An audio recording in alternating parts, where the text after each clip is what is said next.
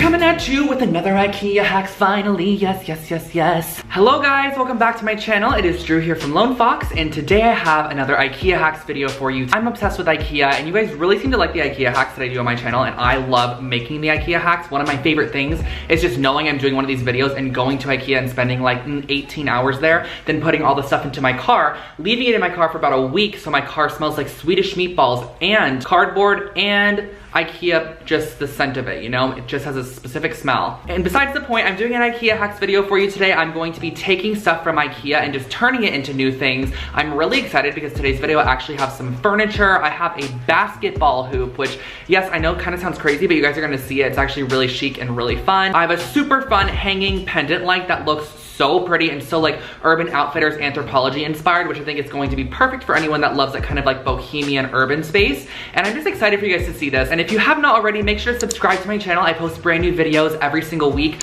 so you can get your daily dose of DIY. And if you'd like to, you can also follow me on Lone Fox Home on Instagram, or you can follow my personal Instagram where I share more of my fashion, and that is I'm Drew Scott, which I'll put on the screen right here. But without further ado, I think we should jump on into today's IKEA hacks because they're really good ones and I'm so excited for you guys to see them. So let's just get started.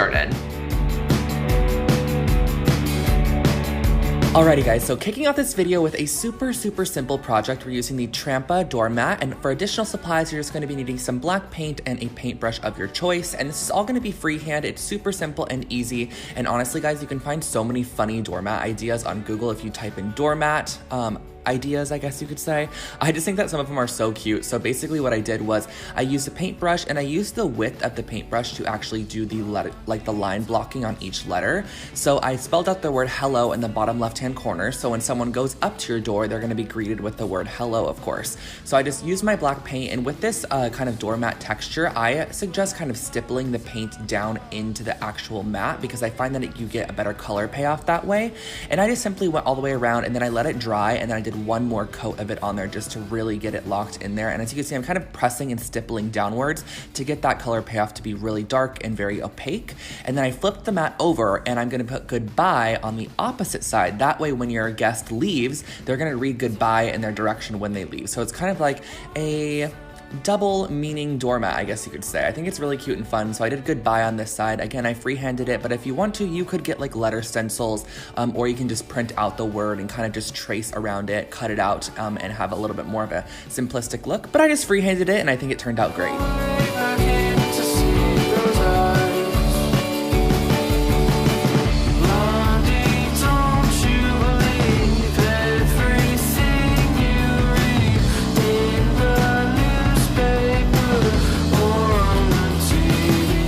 This is probably one of my favorite projects in the video for sure, and I'm using the Stockholm 2017 tray, which is actually currently on sale at IKEA for $24.99, but I did have one in my own collection, so I just pulled that one out and used it. I'm also using 3 hairpin legs from Amazon and some strong bond adhesive, which I will link those below for you guys. And all I started off by doing was flipping over my tray, and I'm going to be gluing down these hairpin legs in a kind of triangular shape. And what I suggest doing is adding glue to the bottom side, because essentially these are supposed to be screwed onto like your item, but the tray is not that thick, so I just decided to glue it down, and then make sure that you add glue into those holes and kind of make sure it overflows over the top, which is kind of going to act as almost like a reinforcement for that leg to stay on there. But this glue is super strong bond. I actually buy it at Michael's. It's like, I live by this. I use it all the time on my projects. I think it's amazing. But just get it in those holes, glue it down in all 3 sections, and then I suggest just letting it dry overnight. And then once you are completely done, you have a perfect little side table or nightstand, whatever you want to use this for. It could even be a plant stand.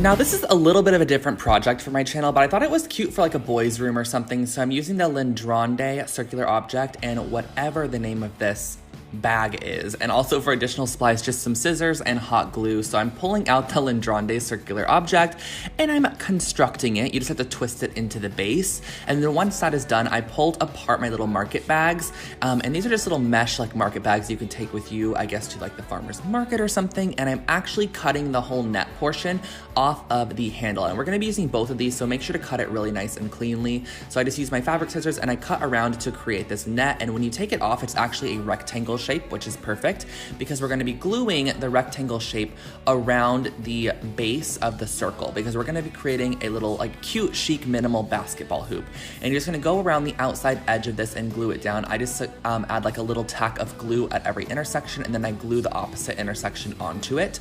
It's pretty self-explanatory, and I actually think I say self-explanatory so much I need to make merch that says it's pretty self-explanatory, because it seems to be my favorite thing to say, and you guys have been suggesting that in the comment section, which I think is so funny.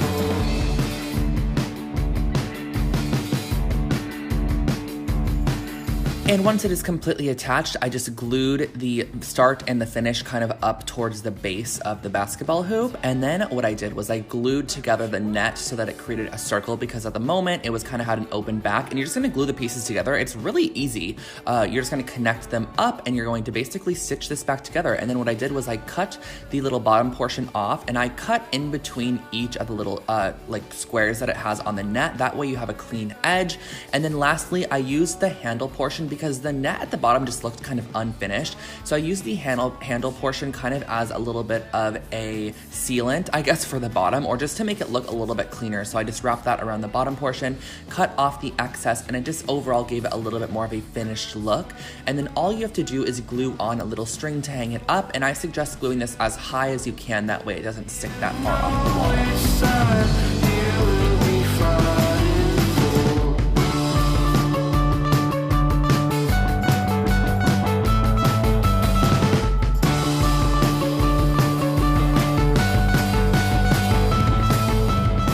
And saving my personal favorite project for last, we are starting off with this woven snitted basket. I think this is pretty new to IKEA's collection, or not super new, but definitely within the last year. And I'm also using one of the Hema hanging cords, and for additional supplies, you're gonna need wire cutters and some hemp cording as well. So I'm starting off with my wire cutters, and I'm basically gonna be cutting the handles off this basket. You could leave them on if you wanted to, but I really wanted it to have the appearance that this was created as a pendant light shade and not a basket turned into a pendant light shade. So you just have to go across and cut these off. I suggest wire cutters because they kind of grip onto this caning a little bit easier, and it just cuts it super simply. And then all you have to do is just pull off all those pieces and kind of tug up a little bit. There are a couple of nails in there. Once you pull it off, you have these handles, and I actually kept these handles because I can definitely use these on future projects if I need handles somewhere, and just kind of recreate this sort of caning effect. So I did the same thing on the opposite side by taking off the handles.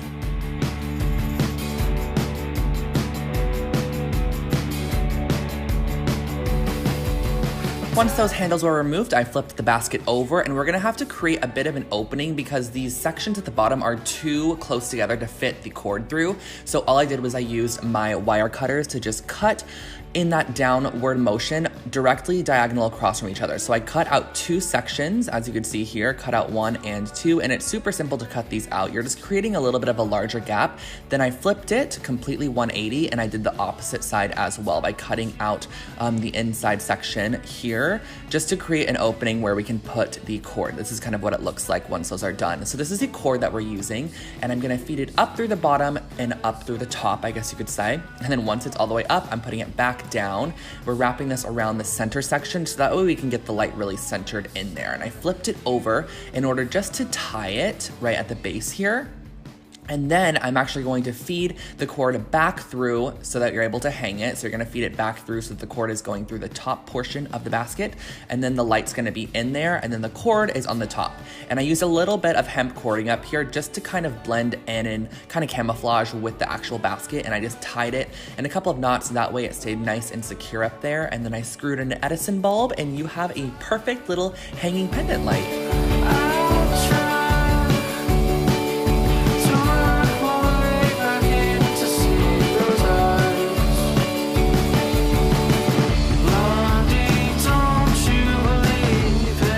And those are all of my IKEA hacks for today. I hope that you guys did enjoy them, and I hope it gave you some inspiration of things you could do with your current items that you might have in your house that you're just kind of over with, because I know sometimes I buy things and then after like a year, I'm just like, what can I do with this? What can I reinvent it to make? I'm also gonna make sure to link everything that I did use in the description box below in case you do want to take a look or purchase it for yourself. And then of course, all of the IKEA names and stuff was throughout the video. So jot those down if you want to recreate some of these items, and I hope that you did enjoy. I would love to know which was your favorite project. Honestly, if I don't have a use for it right now, but it would be that pendant light. I just absolutely love the way that it turned out, but I actually do have a use for that side table. I'm gonna put it right next to my bed, new nightstand. So excited about that. But thank you guys so much for watching. Don't forget to subscribe and turn on the little bell next to the subscribe button. That way you get notified when I upload brand new videos. And you can also follow me on Instagram, which is Lone Fox Home, where I post more behind the scenes type stuff, and then also some additional just home inspiration over there. So thank you guys again. I hope you have an amazing rest of your day, and I will catch you all in the next video. Bye guys.